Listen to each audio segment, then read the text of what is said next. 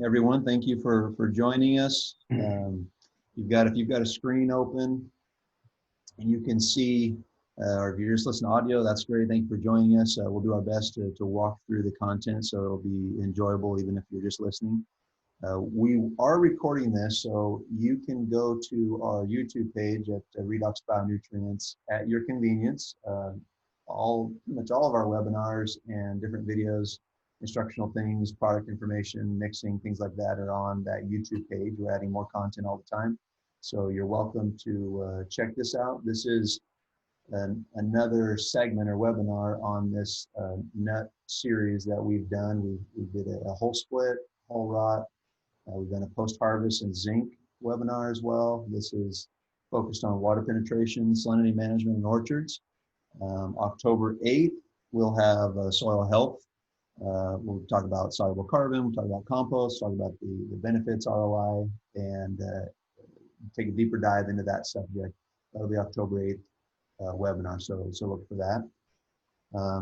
There will be, if you're CCA, you have a licensed CCA license and you are looking for hours, we will have 1 hour of credit, and that's going to be available at the end of the presentation. We've got a QR code I'll put up on a slide. You can do that, take a picture of that. You got the app, it's really handy. If not, write down the information that you need from that and get your credit there. Pat and I will be, I'll kind of give you a walkthrough. Pat and I will be doing the majority of the presentation as far as slides, and then we'll have a redox panel. You see video there, Justin Rose, as well as Danny Klitich will be part of that, and Nick Lucchesi will also, all redox agronomists in different parts of California will be a part of that panel. We're looking forward to that. So let's get moving here. So Redox, this is a quick introduction. Redox is a bionutrient company, and we focus on sustainable plant nutrition. I should introduce myself. My name is Jared Sanner. I live in Clovis, California. I worked for Redox for a little over 10 years now, and work on a variety of crops, and I really enjoy our work here at Redox. Pat, why don't you go ahead and introduce yourself? Yeah, sure. Pat McKay, agronomist with Redox. I have a background in entomology and plant science, and I've been out here in California about 25 years working in a variety of crops, orchard crops, nuts, stone fruit. I have some expertise in that area, and done a few things globally. So yeah, Redox is a fun place to work. Great people, great products, and every day is a new day with new opportunities to help our customers grow better plants. Very good, thank you. As far as the agenda, move this around here. As far as the agenda, you'll see what we'll do is we'll have an overview of soil colloid and aggregate stability. We'll talk about that and take a deeper dive there. We'll cover some soil crust and layering. Pat's going to jump in and handle Mediterranean climate, where we here in California or greater west area here, particularly California, that we talk about that, what that means, rainfall irrigation management. We've got flora management, we're talking about organic matter, some agronomic solutions that Redox brings to the market to address some of these issues that we will go over. And then we'll have a roundtable and cover some frequently asked questions. Any of you in the audience want to submit a question, as well as some frequently asked things we'll go over with our panelists and get their expertise and experience across California and how they've dealt with some of these issues in regards to water penetration, salinity management, and so forth. All right, so as we jump in, again, some housekeeping. Hold on, I'm just trying to arrange this better. Some housekeeping. If you need to ask a question, you can use the ask question function. You can also raise your hand. There's a chat box as well. If you're familiar with Zoom, you can use those. If you're on your phone and you're out and about, it should function just through your audio function running your truck or car. You don't necessarily even have to be having the phone on, or you need the phone on, but looking at a screen or anything, it should just run right through your speaker, just like you're taking a phone call. That's a pretty nice feature that Zoom has. Just looking if I've missed any other housekeeping. I think that is good. All right, so Look, Pat mentioned it in his intro. We're here at Redox. We have a passion about growing plants and increasing the return for our customers. Just helping our growers reach new levels, and really that drives us. It drives us to find new solutions, to develop products, to implement agronomic principles that we have learned, whether through school, through experience, in collaboration with thought leaders throughout the U.S. and internationally. We want to bring those to customers and drive improvement in our marketplace. So the subject about water penetration and soil salinity management, really it gets at this soil health uh, discussion that we're hearing more and more about. And so as we dive into that, I want to talk about a couple of symptoms that you'll see as you struggle and see this in your orchard. Some of the things that you see when it comes to water management or water penetration in particular: nutrient deficiencies. That's one of the areas that sometimes gets forgotten about, that nutrient deficiencies often are a symptom of a lack of water moving, a lack of air, a lack of oxygen in the soil, anaerobic conditions, particularly micronutrients, iron, manganese, zinc. Those things can be expressed when there's not proper water penetration or salinity issues. The other symptom that you deal with, that I've dealt with, is lack of access to the field or compaction over time. And you see that first, and then you see the water penetration issues, or you can't get in the field because water's not draining appropriately and you can't get in when you'd like to. This loss of deep water, Pat will talk a little bit more about that in the West, particularly in California, how some management strategies to deal with that and what we can and try to do. We're not going to cover all aspects of water penetration management, salinity management. There are a variety of topics, each of which you could take an hour or more. So we'll try to hit the overview, some principles. We'll give some ideas of what we found to work and be successful. And we'll try to hit a few of those points, but obviously we won't get to all the aspects of this. And then this other symptom I like to bring up, this root stress or disease, where we have symptoms of root disease. Usually there will be a correlation, not always, but in my experience, quite often we'll see like a phytophthora. We will see our water is not moving through the profile adequately, and we will see a higher incidence of root disease or root stress. So those are some things that we see out in the field that I wanted to point out. Here's a picture, cherry block.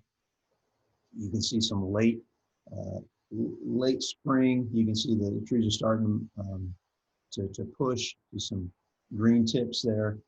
Lack of access in the field, water standing, and we get those wet years as the heavier soil, not particularly kind of a sandy with some clay in there, but you can see where that can be a challenge. It can be an issue, whether it's nutrient availability, access into the field, proper air water relationship in the soil.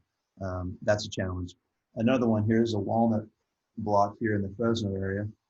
I put this picture in here as this was interesting because we initially started working on this because of the incidence of crown gall, and there was quite a bit of it. As we got into it a little further, this is the block that you see is on micro irrigation, sprinkler irrigation, but also flood.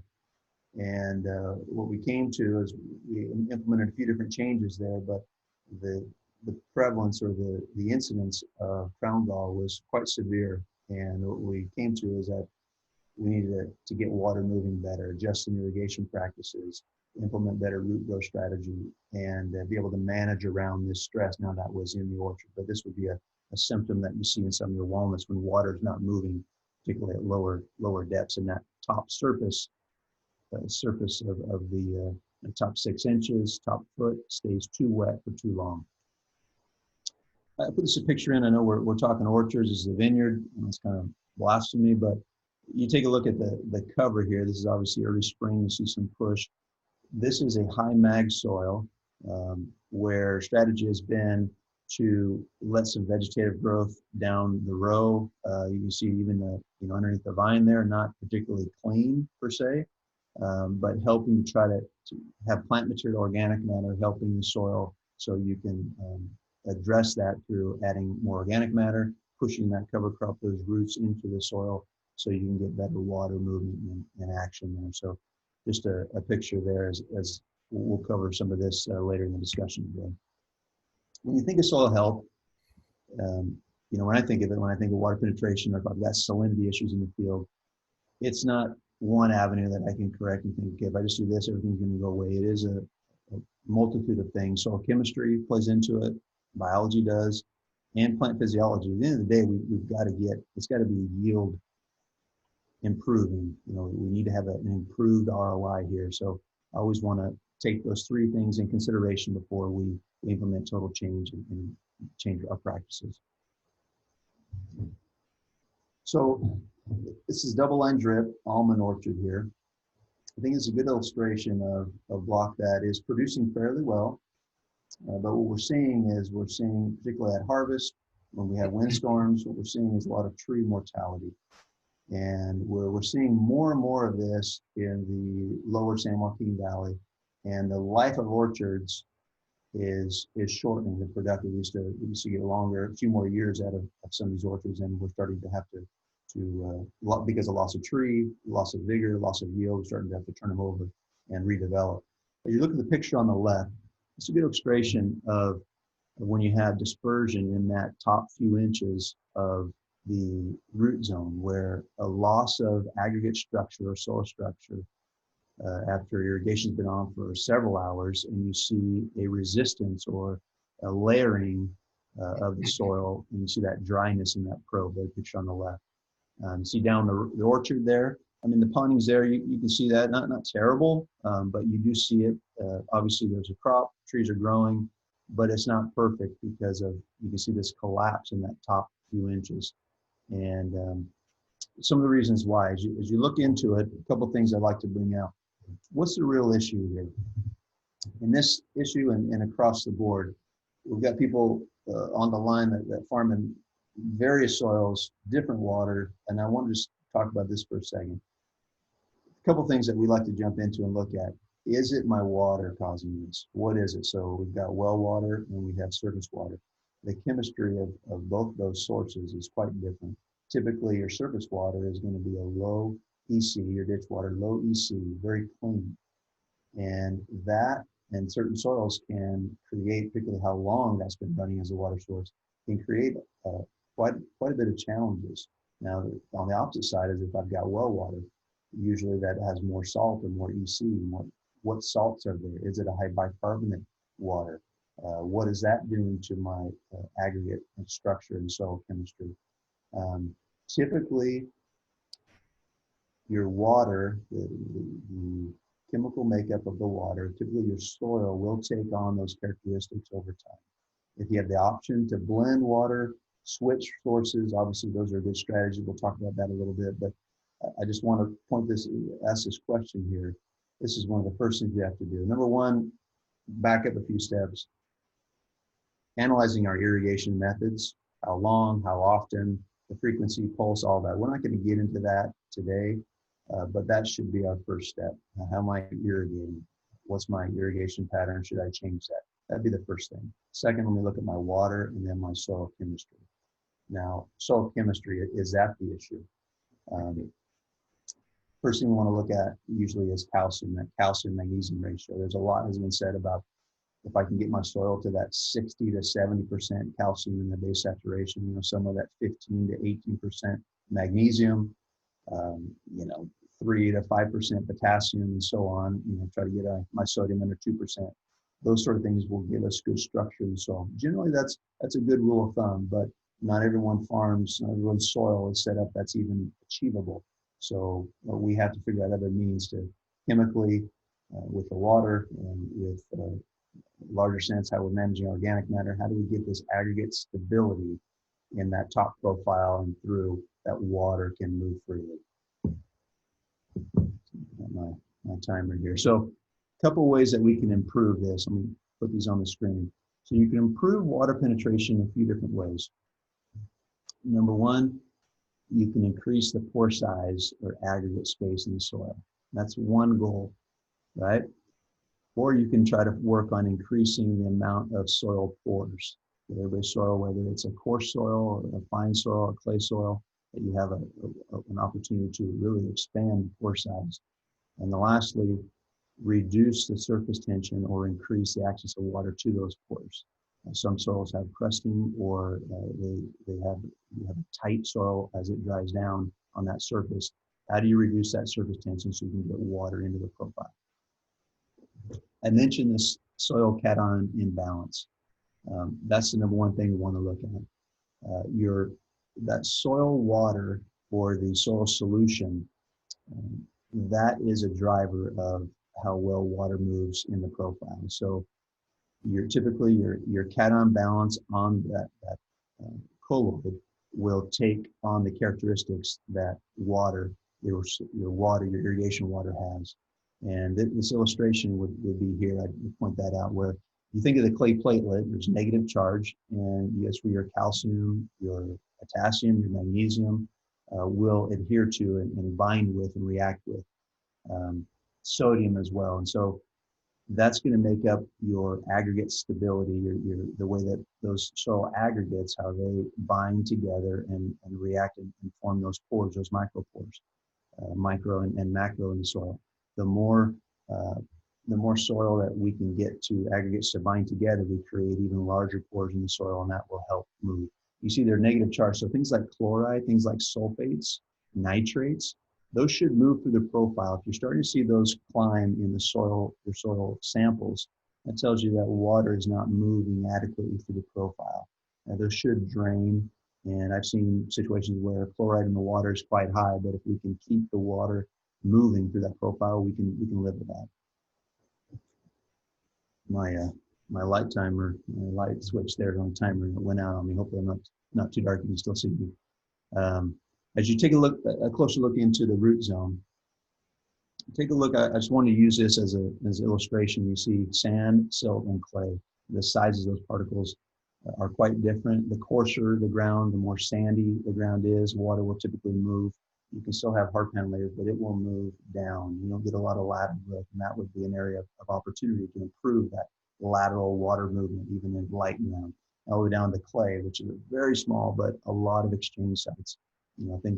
I've had people explain it to me like, think of parking spaces, like at driving into Home Depot, at a huge parking lot. That would be like clay, where you have a lot of places for cations, nutrients to adhere to in that profile, and hopefully improve that aggregate structure in open soils, where something like sand has a fewer parking spots for those minerals to hold on to and keep the soil open, and so water just moves down instead of laterally and so forth.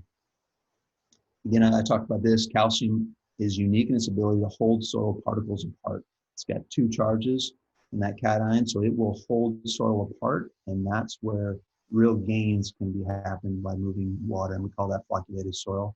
A compact soil is something where maybe a high magnesium or even sodium, and if sodium is gaining or increasing in the profile, those particles are held tighter together. The element size is quite different. You can see that, quite different than calcium, and it doesn't have the ability to hold that soil apart, so you get some compaction. This slide, I like this slide because it shows, when you look at your soil chemistry and you're looking at stunted plant growth, and you're looking at really what's going on here. You've got poor drainage and aeration. That would be one thing I wanted to bring out. If anything in this, we think about water moving the profile. That's what we want. Plants need water, they do. But just importantly, that soil, those roots, they need oxygen. And if water can move better laterally through micropore space, better aggregate stability, you're going to move, the gas exchange is going to improve dramatically in that soil profile. Your roots will thrive. Nutrient availability will increase, and soil biology will increase, soil health will increase if we can get water to move. So yes, it is about the water, but with that, oxygen also in that root zone. So you see, when you have an imbalance, you can get dispersion where the soil wants to collapse, and you have this unfavorable arrangement in clay particles where water doesn't move very well. It could be a high potassium, could be lack of calcium, and you get this compaction. Where if you have flocculation, calcium helps separate those soil particles, and you get nice air-water movement and easy access for roots to grow. Roots do not like growing in soil that is greater than it's inhibiting greater than 300 psi in that root zone. And so the better access we have for water, that's just going to soften that soil.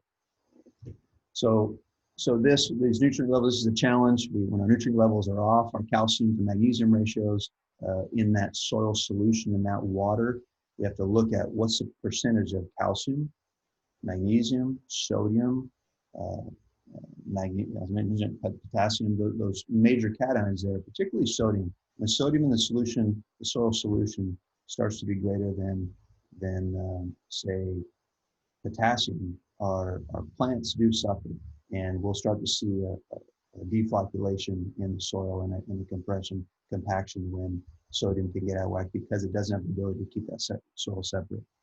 One concept I'll introduce here is this soluble carbon.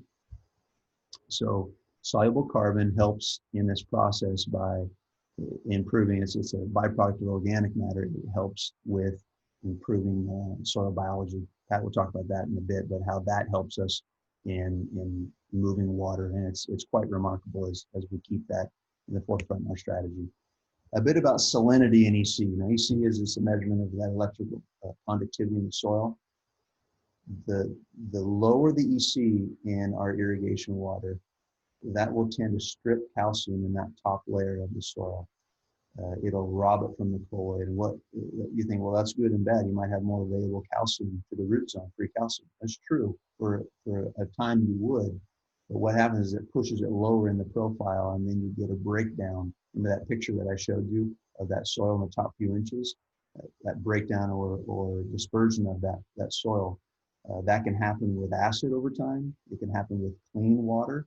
Moving or breaking down that soil and the breakdown of those aggregates can cause real challenges. And so watching that EC of our water, the salinity or the excess of sodium will definitely lead to that deflocculation. And so that'll reduce something that we want to look at. And why is that important? A couple of strategies that we could use here. When you think of the water's strength of molecules of holding together, that strong surface tension makes it difficult to move through the profile the way we would like it and through the root zone and those micro pores. When this surfactant technology that we incorporate and others do, what happens is you're spreading that water out, and it's got a weaker attraction to itself, so it will move more freely in the soil. This is an illustration of that. When you've added surfactant with your water, it will move preferentially sideways, left, right, in these small pores that'll break apart where you can get water. And with water moves air and nutrient availability to roots. So we talked about that as surfactant is obviously a strategy that we incorporate in redox in some of our products. We'll get into that towards the end of the discussion today. A bit about soil crust. So this is a challenge and up and down in our nut growing region here. Different soils, everybody's soil is different, the chemistry is different, and some have a tendency to want to crust when they dry down. So, as I said, aggregate stability, that has been reduced in that top layer, and there's several reasons. The EC of the water, could be an acid program at that top level, could be the characteristics of chemistry of that soil. It will disperse, so what can we do about it? It's reversing that. It's getting aggregate stability through most likely calcium and organic matter or soluble carbon in that root zone to help open soil and bring life and stability back into that structure. We'll keep moving for lack of time here. I've gone a little long, but another point on soil crust.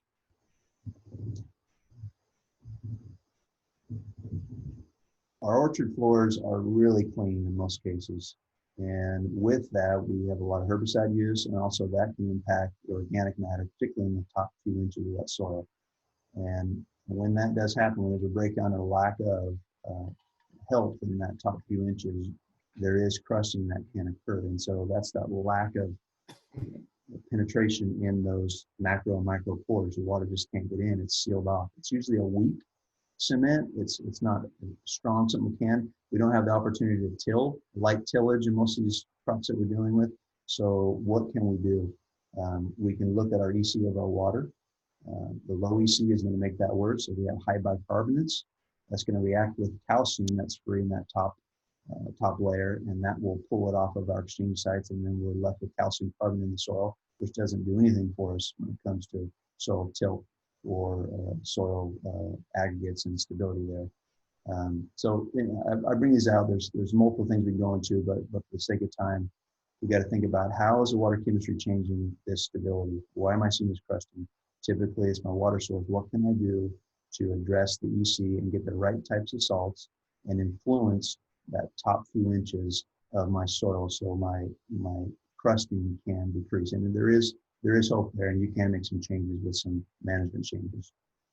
Okay, Pat, I'll pass baton to you. Let me back out of this and stop share. You go ahead. All right.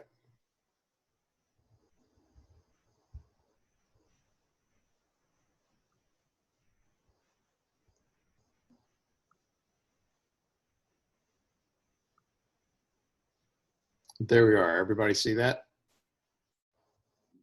Can't yet. You got it? California climate? We don't see it. Uh-oh. So hit your share screen and hit that desktop.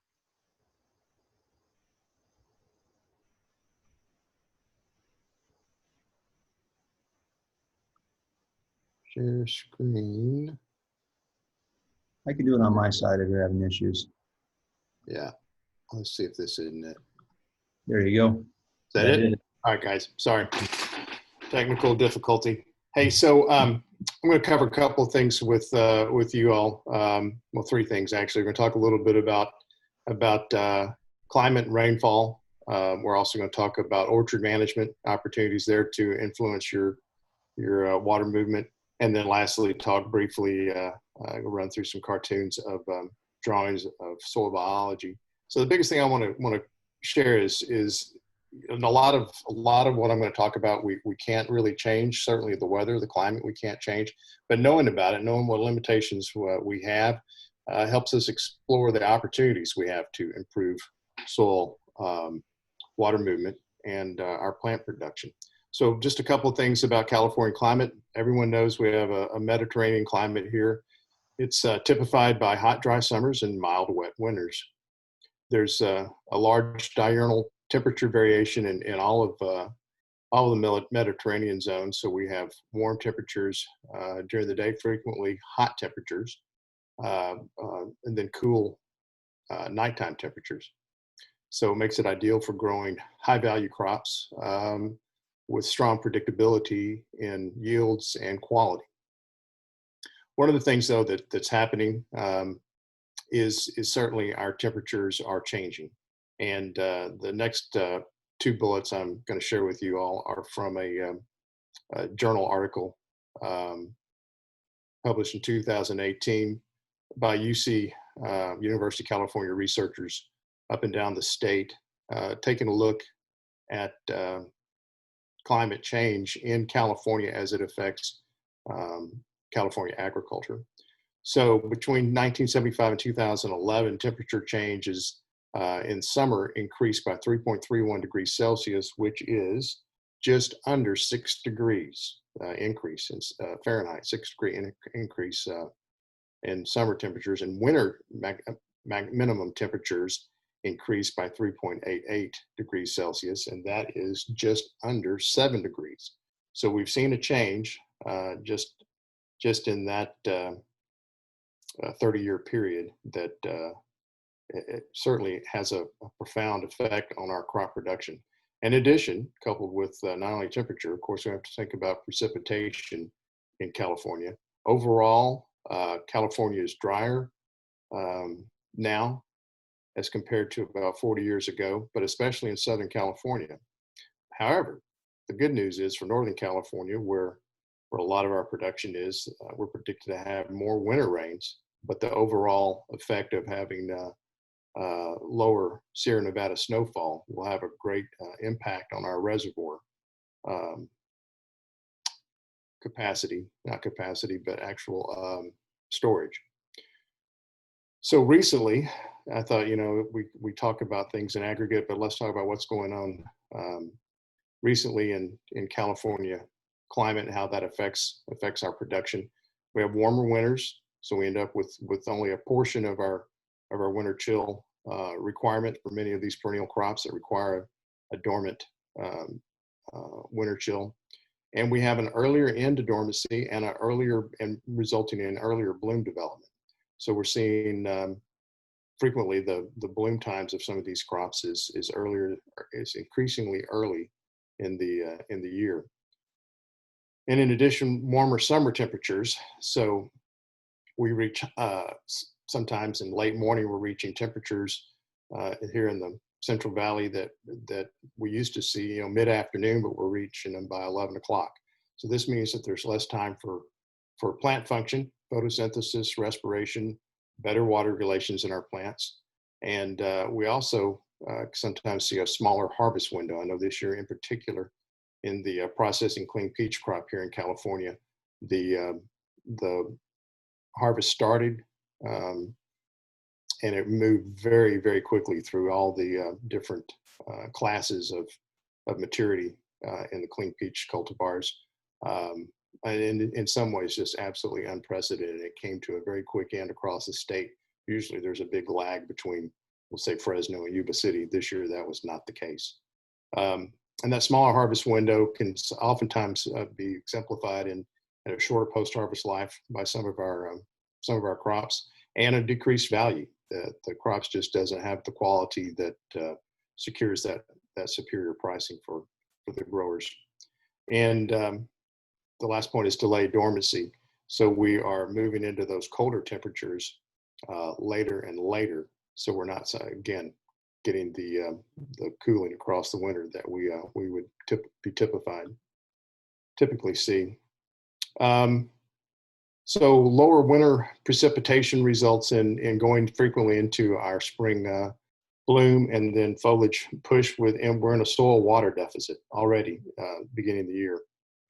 We see, of course, with less rainfall, less root zone flushing, moving those salts that Jared talked about out of the root zone. We don't get that. And of course, as I said a minute ago, less snowpack means there's going to be less reservoir water for irrigation.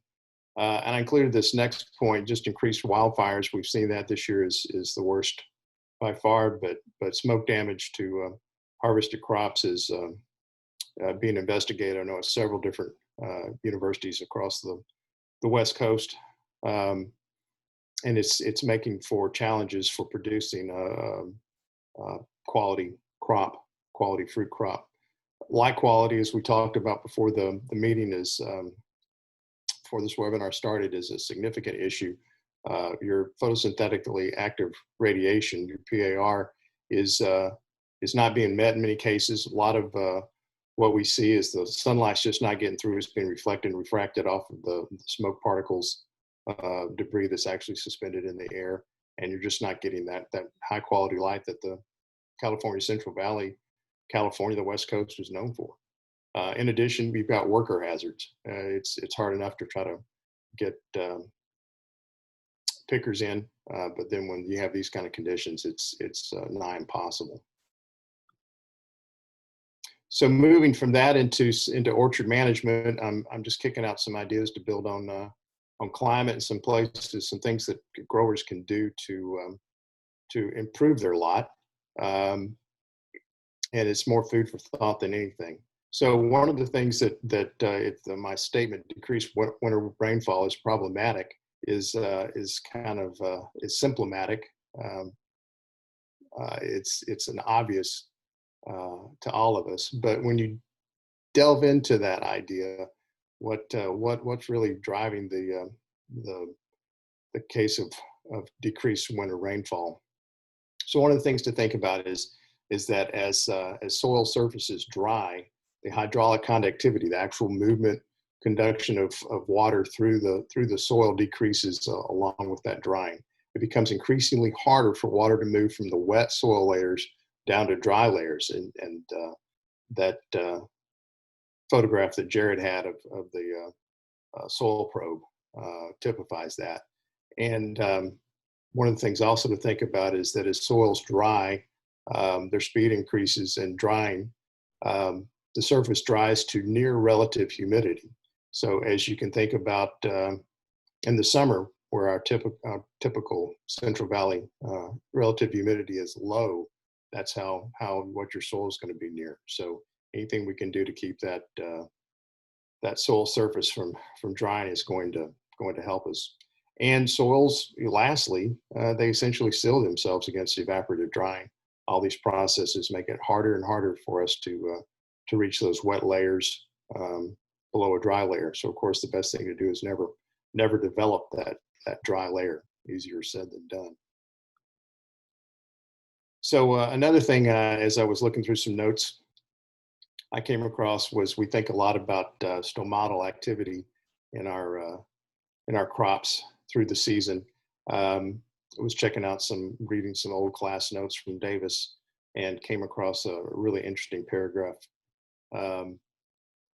We think of stomata primarily. One of the things we're taught in ecophysiology classes is that stomata were developed to keep plants cool. Well, my water professor said, not so fast. He said, ideally, if that was the case, then stomata would remain open as temperatures increase. But we know across the plant kingdom that is not the case. They close as temperatures increase. So his corollary to that was stomata evolved to optimize carbon dioxide assimilation relative to water availability, with our goal being to maintain sufficient soil water for optimal stomatal function. So the idea being that we'll keep our stomata open, so we're having gas exchange, bringing in carbon dioxide, fixing that into the plant growing structure. But in order to do so, we've got to maintain water availability across the day for that plant. So this is typified in many crops where you see that a water deficit triggers early senescence. This is something I first came across when I was in an undergraduate, working for the Agricultural Experiment Station in North Texas, working on dryland cotton, where I did a lot of work for a number of years. And some places, some soils, some locations in North Texas, we would see cotton sometime in July or sometimes early August just quit. There was no longer water available. We were in a drought situation. And it frequently meant that those growers didn't realize any yield, any cotton from maybe a top third, top half of the crop, where they had set fruiting bodies, where they had bolls set. They just never matured. The crop went into senescence, and that crop was never gained. So we can see this across a lot of species. Anything we can do to keep that water moving into the plant is going to delay that senescence. So a couple things to think about. There are some opportunities. Years ago, I worked for a large fruit processor, and spent a lot of time explaining why we had small peaches one year in particular. And if wells are available, encourage your growers to think about starting irrigation in December if it appears that it's going to be an exceptionally dry year. They can always stop irrigating, but it's virtually impossible to ever catch up when you're behind the curve. That's one where I've seen guys who've done that, growers who've done that, have realized great benefit compared to their neighbors who were reluctant to winter irrigate. Again, we want to prevent that development of a dry soil layer.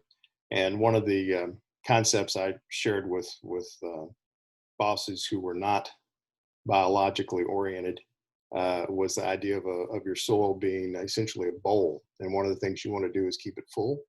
And so if you don't have normal winter rains, can you simulate them? And then try and explain the concept that with irrigation, you are trying to maintain water status in the soil for your plants.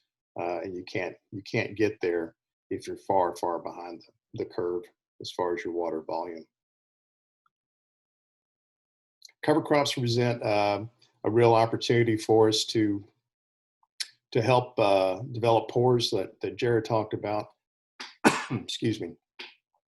one of the things that I think that is often overlooked in cover crops is the advantage that they bring in winter to breaking up the actual mechanical damage of raindrops in our soils, to break that mechanical action, break that that velocity, spread it out, break that large water droplet into tiny water droplets.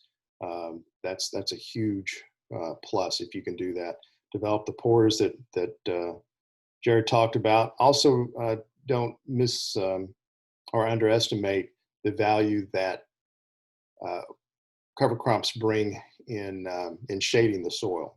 This is especially true in summer crops where cover crop is applicable. I'm thinking about pecans in the south, where most of those crops are on. They have a understory of grasses or broadleaves that are mixed, and they keep things down. Sorry about the back noise there in the phone, y'all.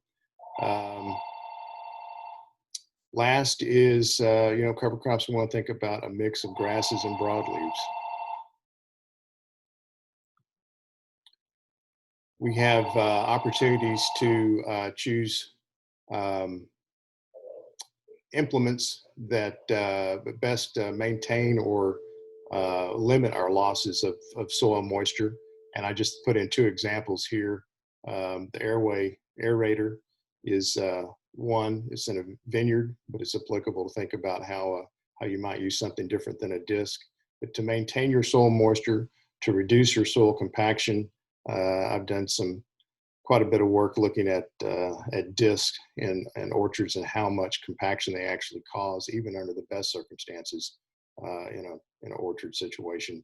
And then the other thing you want to do is choose a tillage implement that minimizes unwanted pests. So in the case of peaches or almonds, those fruit that's been dropped, mummies that have been knocked off at the end of the season, we want to get those turned under. So what does that best? But again, coupling that with maintaining our water profile in the soil. So moving on to soil biology, I listed these topics, these bullets. Just we think about soil biology, we all immediately think about organic matter, humus. We think about micro and macro organisms in the soil. So we have lots of, as we know, bacteria, viruses, fungi, arthropods of all different types, nematodes, and earthworms. I didn't include that, but in some cases, earthworms are a big part of the soil macroorganisms. So they affect soil structure, leading to or preventing soil erosion, water availability or lack thereof, and they also help with solid soil, air, and water relations. They're important for decomposition and nutrient cycling. They help maintain a lot of our nutrients on site rather than having environmental pollution moving off site into riparian areas. That's been a big issue in California. And of course, they're instrumental for solid, good, healthy plant growth.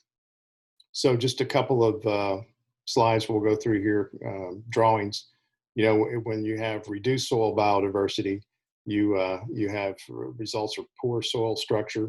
You're not getting good drainage, not getting good aeration, and you're not going to have the soluble carbon that you need to build that microbial community, primarily microbial community, and you're not going to get reduced, you're going to get reduced nutrient available. You're not going to get the nutrients that are available in the soil through biological action available to the plant.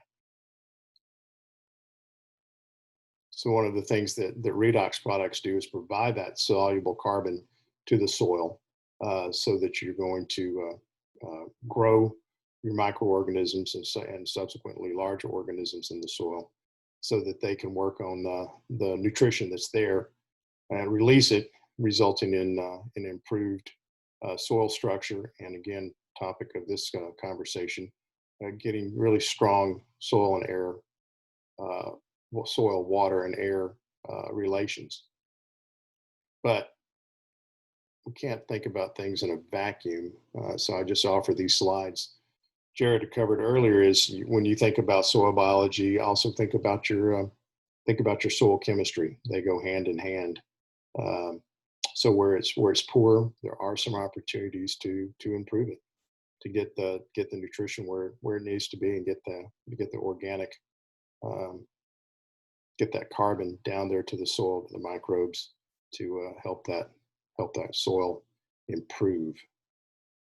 And lastly, just leave you with this on plant physiology. It's a good drawing that kind of brings it all together, where redox benefits organisms, it mobilizes inorganic nutrients, corrects chemical imbalance, resulting in improved root development.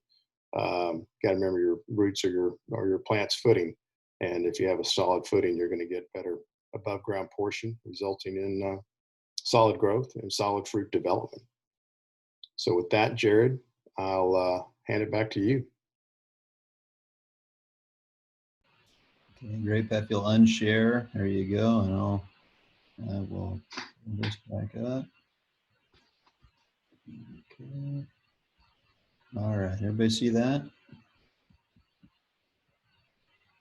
Yes or no? Yes? Yep, got it. Good. Okay, so a couple of the strategies that redox brings to the market.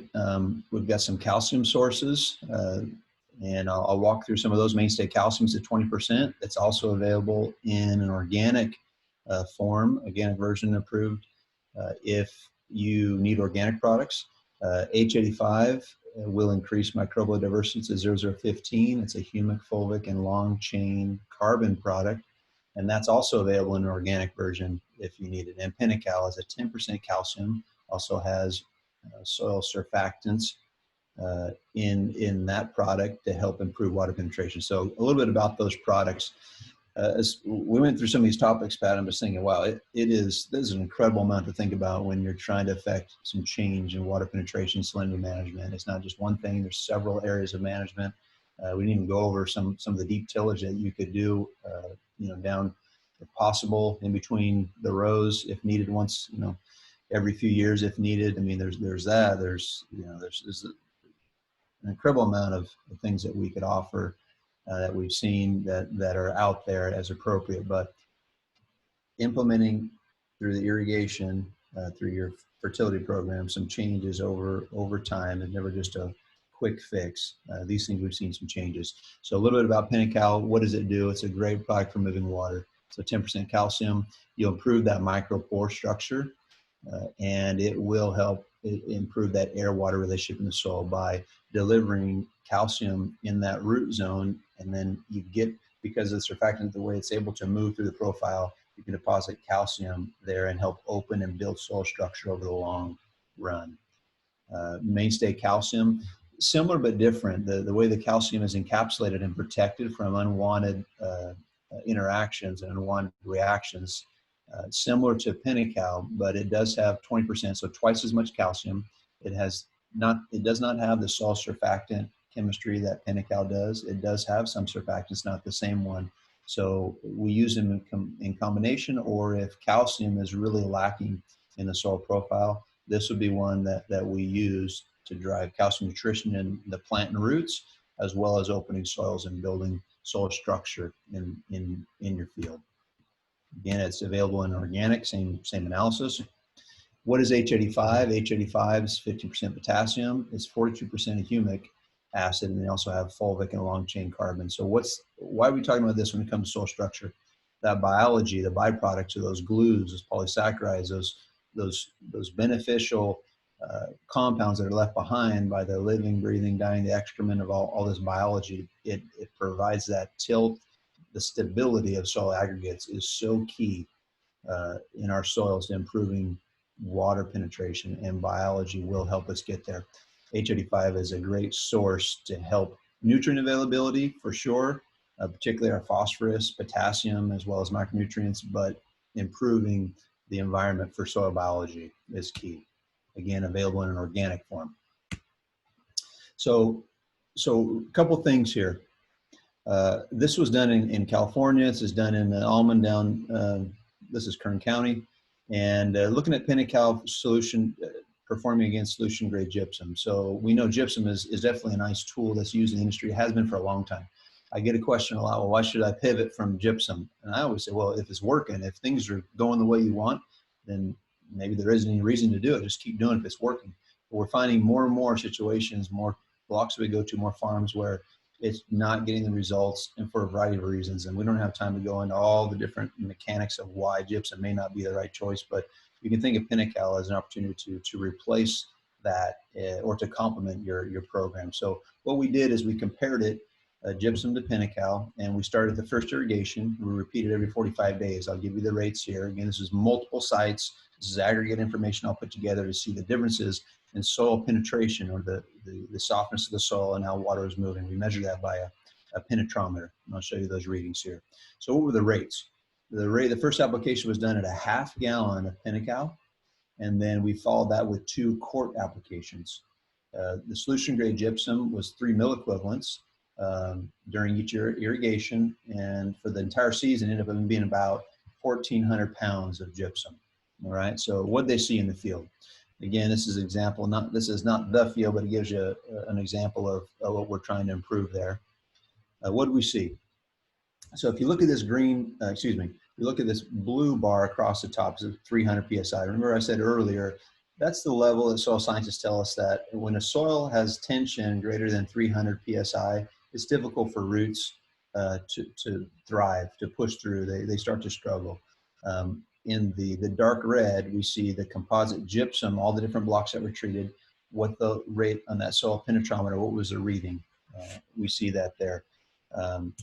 Make sure my plug here. And what we also see here is the composite Pentacal. So in that you see the PSI about down to 200 at 2-inch mark. You have 2-inch, 4-inch, 6-inch, 8-inch, all the way up down to 18 inches in the soil profile. What we see is in the top 4 or 5 inches, the gypsum actually did help water move in the ground. But what we see is Pentacal kept the pressures in the soils down all the way down to that 18-inch mark very well, compared to at that 5 to 6 inch mark, you really start to see a spike in the gypsum treated. It just didn't get watered down deep in the profile as well as the Pentacal program. What I like about this is we compared to ROI. That was about call it a $50, $55 Pentacal program, compared to just cost of gypsum in that trial alone per acre was $130, not including the application or the equipment cost to get that out. So something that seriously should be looked at if that's something on your farm that you deal with as far as penetration, trying to improve that in your soils. And one bit on soil microbial. I talked about H85, how we want that product to help increase microbial activity, and that as an end result will help you with your soil tilth and the movement of air and water through the profile. This was done in Poland, University there. I chose this because it highlights using H85 multiple times through the season. What they're trying to do is show, okay, what's the impact in soil biology? Okay, so they looked at yield. This was an apple, so orchard. So they had virgin soils and those that were depleted or farmed again and again, where they had a new orchard established compared to years and years of farming. And with or without the H85, you see the different colors of the orange and the red. You can see that the fruit weights, you actually, with H85, you saw some benefit in weights in the trial. Okay, great. So that's what we want. We want more yield. In the day, we've got to have yield. But what I want to show in this is the dehydrogenase enzyme, a measurement of biology or activity in the soil, whether it was your virgin soil here on the left or your depleted soil or excessively farmed year after year. With H85, you did see, other than this here in the fall, the virgin soil, you actually saw without, you saw the dehydrogenase enzyme different there. But the average values, that's interesting. Okay, so an increase there. And your depleted soil, very interesting, even a better increase. So the more it's farmed, more tired the soil is. When you add things like an H85, you saw a nice difference there in improving that biological activity. Another one is soil respiration that we use scientists use to measure biology. And again, when you look at the average values, whether it's virgin soil or depleted soil, you're getting better respiration or biological activity after applications of H85. A couple things as far as rates. You know, if you're looking for salinity management, helping flush those soils, get that hydraulic movement out water and get the salts, whether it's sodium or chloride, and move them out of the root zone, you're looking at anywhere from a quart up to a gallon, gallon and a half in an application. You want to repeat that multiple times throughout the season. Mainstay, you know, average rates on that per acre would be I'd say half gallon, quart sometimes on a regular basis, but a half gallon, and a gallon applications in our sandy loam, our clay loam soils. Gallon applications are very common to help increase soil structure. H85, what are the rates on that? We're looking at water penetration or soil health. You know, anywhere from a half pound up to 2 pounds. I've gone as high as 4 pounds early season to really drive soil biology and open soils and improve that tilth. And so, you know, you're looking at $50, $60. If you're at a higher rate, you know, you're looking at an investment there, but moving soil biology in the right direction. You know, a pound, you're looking at, you know, $12, $15 investment there that really pays dividends, not only for nutrient availability, but for moving water through the profile. It really can help you there. So a couple of things here. We're closing in on our time here. I've got joining me. You guys, go ahead and put your cameras on so everybody can see you, and make sure your mics are turned on. I've got Jared, we've got a question. Yes, go ahead. I didn't see it. Yeah, from Jenny. Jenny asked, when using your Pentacal product, was there any data on increase in calcium and yields where this product was used when compared to gypsum? Example, increase in quality and or shelf life. Yeah, great question. I can think of, we had there was a blueberry example that we did. It was actually, I believe it wasn't Pentacal, it was Mainstay Calcium on that one, where we did show obviously penetrometer increase in soil water movement and softening of soil, and actually yield and quality, yes, were improved. We have a lot of studies showing Mainstay Calcium driving less bitter pit, better quality there, size, weights, fruit size distribution.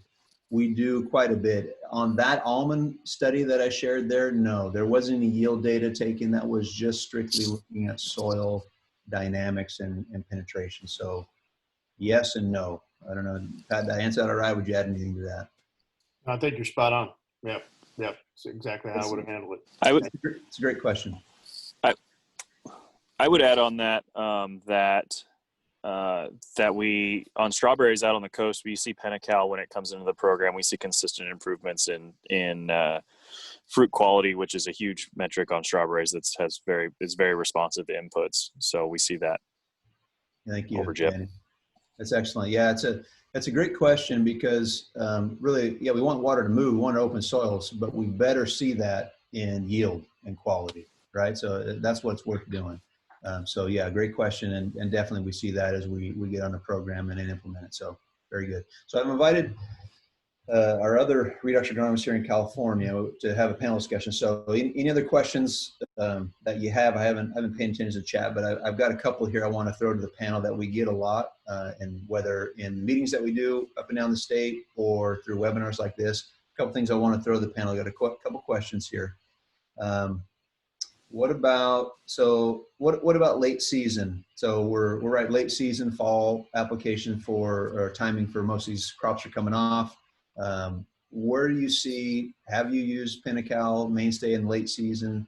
Benefits, not benefits? What do you see out in the field? You guys, somebody take that question. And would you compare it to a fall gypsum program? And what's your thoughts there? So I had this discussion actually 2 days ago with somebody that was they were planning on putting out 2 or 3 tons of gypsum. They're in a pretty marginal area of the valley.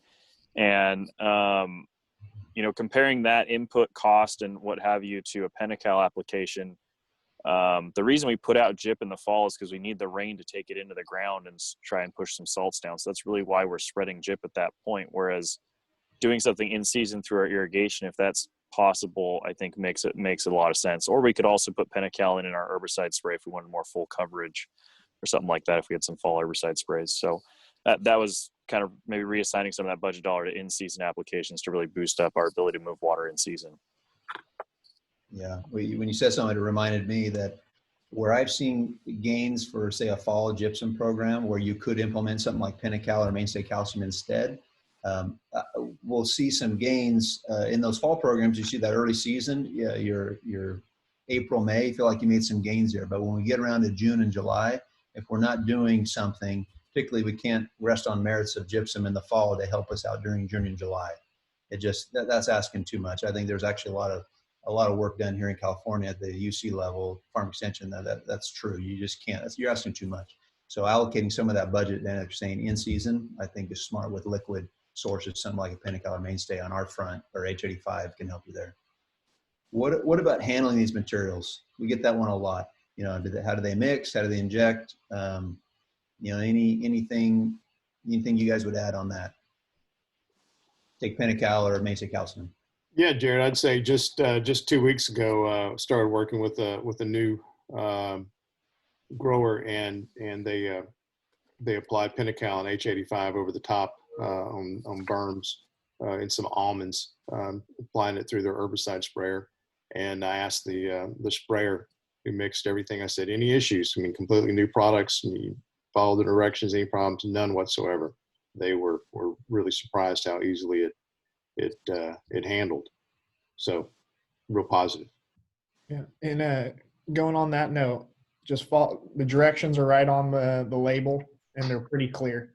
You know, I think if everybody just followed those directions, we'd be in a safe spot. Agreed. Yeah, I would also add that as long as you're following the directions and you're mixing it properly, you shouldn't have any issues. However, if you do defer from that, there could be some issues later on. So definitely follow those guidelines or call your local rep, and we have no problem helping you or even assisting you mix something like that. Good. What about another thing we hear a lot about? Okay, I've got high mag soil, low calcium in my ground. How would you recommend? What's your recommendation there? High mag, low calcium, something like Pentacal or mainstay calcium. How do you guys handle that in the field? What's your direction then? Yeah, some of my growers, I deal a lot with guys on the west side of the Central Valley, anywhere from Gustine to Buttonwillow on that area, and there's a lot of mag on that side. So a lot of my growers have had success in the fall using a half to a gallon of mainstay calcium, you know, right after their post-harvest to start conditioning the soil, help get the salts out of the root zone. There's a root flush going on post-harvest. Those new feeder roots getting out, they want clean soil, good nutrients. So they've had great success with that. And then, you know, following it up with the last irrigation, about a half gallon, you know, to set that up, get a good calcium level in your soil, soluble calcium for that following season. I think it also depends on what your target is. If you're trying to target calcium nutrition, then I would go with mainstay calcium, and you're still going to get some of the benefits of flocculating the soil. But if you're trying to target, you know, a lot of times with high mag soils, they're tight and there's not a lot of penetration going on. So that's when I would switch to Pentacal, because the calcium in Pentacal is the same as mainstay calcium. So you are going to get a very good nutritional benefit by using Pentacal as well. I think about those clay soils, I think that swelling, right? That early irrigation goes on, those things, they start to swell and seal. And then you just don't, they get tight and the water wants to you just can't get it down. And so I think either way, but I like your thought there about Pentacal, just helping with that added surfactant, really helping push that through the profile. Yeah. I don't know, any thoughts that you guys have, you know, outside of that? What about, we get this one a lot, okay, sodium's my issue. Say sodium's at 6% on the base saturation. That's the issue.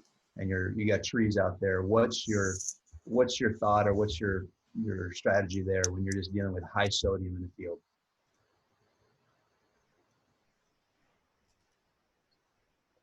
I'll take that one. I deal with a lot of high sodium, and the sodium's a real challenge to get to move through the soil. It's a divalent cation also, so it will hold on just like calcium. So kind of a couple things we need to do. And then when we have high sodium, the soil colloids start breaking down. So you have poor water movement. So you have a lot of stuff going on there. So we really kind of concentrate on kind of fixing each one of those aspects. So increasing water movement through Pentacal, trying to displace the sodium through calcium. That's either with additional mainstay calcium to our Pentacal or a higher rate of Pentacal, depending on kind of budgetary restrictions and how much sodium. If it's a very high sodium, then we definitely throw in additional mainstay calcium, maybe stop with the Pentacal at a half-gallon rate or a quart, depending on kind of your soil texture, and then upping the mainstay calcium to cover. And then also including in some H85, which is going to help buffer additional salts and push root growth and build soil colloids back. So that's kind of the three-pronged approach to move salts out of the soil.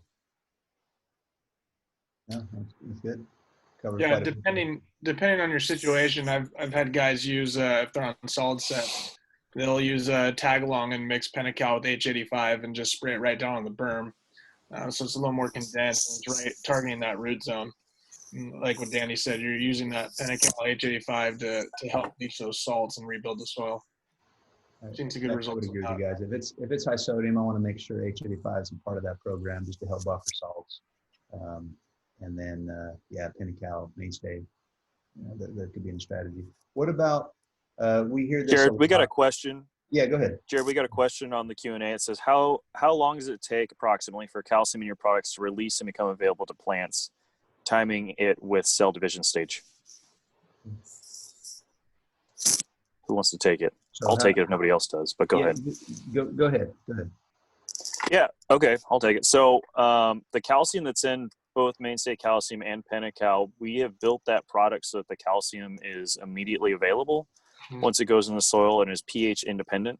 So those are two key factors for calcium inputs, availability and then pH dependency. For example, lime is very pH dependent, and so you don't have very good availability unless you have a low pH. So in mainstay and Pentacal's option, when you apply it, is immediately available for plant uptake. So we see a lot of applications during late bloom stages or during bloom stages and early fruit development, where we'll have a couple applications throughout that period to make sure we hit those key calcium accumulation and deposition stages. Yeah. I would say just within hour, once it hits the ground, like you say, it's formulated to pass through that membrane very quickly. We've actually done some studies comparing it to like a calcium nitrate and seeing how tagging the calcium and watching it, how it moves and deposits through the plant. And it's quite effective and very quick. So yeah, if it's something you're looking for fruit quality, it's right up there. It's a good product to do that. You don't have to, it's not on a waiting for it to break down. Yeah, I like how you put that, Danny. It's also dependent on foliar or soil application as well. So the soil is just however long it takes to get to the soil, and foliar is going to be immediate because it's going right on the leaf. Sure, leaf and fruit. What about the question we hear? Go ahead. I was just going to add, if it's a later season application where we are putting it on for moving salts or something like that, and we still have fruit development on the tree, especially on fruit where size is a big deal, I'm thinking peaches or things like that, we want to make sure that we pair that with a good potassium input, because these products are very effective at delivering calcium to the plant. So if we over apply calcium without a balanced potassium input, we're going to end up with small rock hard fruit. And I've done that in a couple places, luckily mostly in my backyard, but you know, that happens in the field every once in a while. Somebody gets real gung-ho about mainstay calcium, goes to town with it and forgets that, potassium is important, and you end up with little rocks on the tree. So that's just something to keep in mind. As we're finishing grapes, table grapes, we've been doing it here the last month, and we're still doing it. We'll put a gallon of mainstay calcium through the drip, but we will have whether it's DiCab, whether they run KTS, pick your potassium, they'll run that at 3 or 4 times the rate as far as gallonage, but we're still getting a little bit of calcium in the system. It's a balance, right? Mm-hmm. We want to keep that moving because calcium is still important to us to the finish. We just don't want to overdo it. What about the question we get a lot? Is it basically like cats, or how would you compare Pentacal to cats or been on the market a lot? Anybody want to take that one? I think this will be our last question.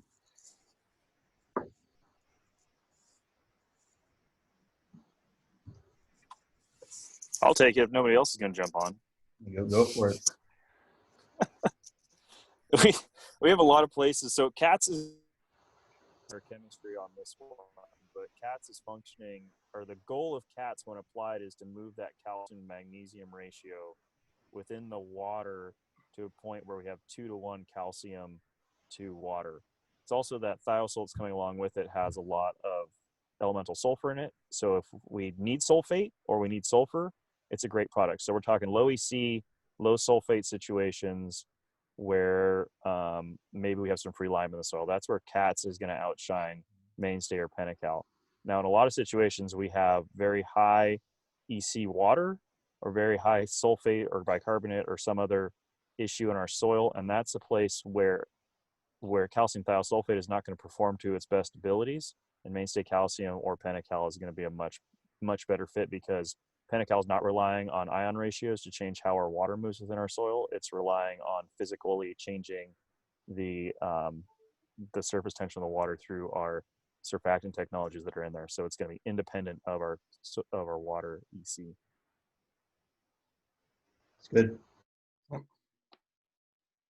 All right, I think that's, we hit several questions there. If anybody else has any, thank you, the panel. Anybody else, last parting thoughts there that you wanted to get across?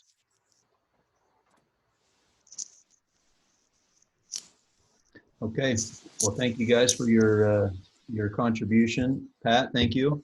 And everybody, thanks for tuning in, and have a great rest of your day. Thank you. Thanks, guys. Thank you.